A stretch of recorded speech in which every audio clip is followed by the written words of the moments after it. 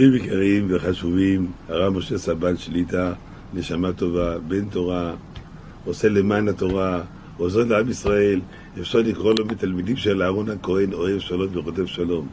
שלום בין בעל ואשתו, ולפי התורה חיי אישות, המצווה הכי גדולה שבעולם, שזה דאורייתא כל רגע ורגע בין בעל ואשתו, דבר עדין, צנוע, אבל בגמרא רואים שזה היסוד הגדול.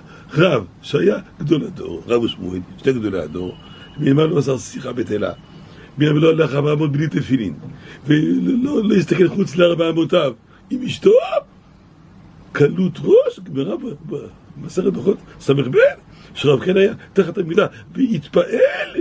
מה רואים מכל זה? שחיישת בין בעל ואשתו צריך שבאופן הכי ברור, הכי חלק, הכי מועיל לטובת שניהם, שיש הבנה והשגה וידיעה כל צד מה מתאים לצד השני. הרב משה סבן עושה את העבודה הזאת, יש לו הבנה בביולוגי, כוח חיולי, מה שנקרא היום, לטפל בכל הדברים האלה. לכן אפשר לסמוך עליו, לקבל הדרכה כפי הצורך. אשתו שתחיה מטפלת בנשים, לחזק, והרב משה היקר בגברים.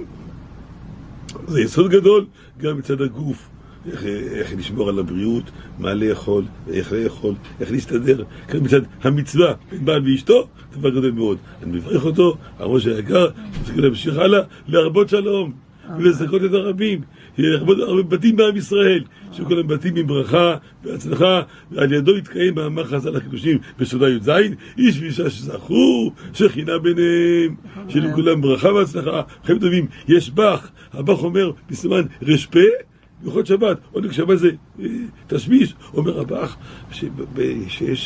שיש מצווה בין בעל ואשתו, השכינה בבית, השכינה בחדר שינה, והשכינה במיטה שלהם. חברים יקרים, לאיפה אפשר להגיע? אם כל העולם צריך להיות בבא סאלי, קדושים וטהורים, עם אשתך להתפרק בקדושה וטהרה ויראת שמיים. יהיו כולם ברכה והצלחה וחיים טובים, כל שמיים בעולם, קידוש השם גדול בכל מעשינו, אהבה ואחווה ושלום ורעות, אמן ואמן.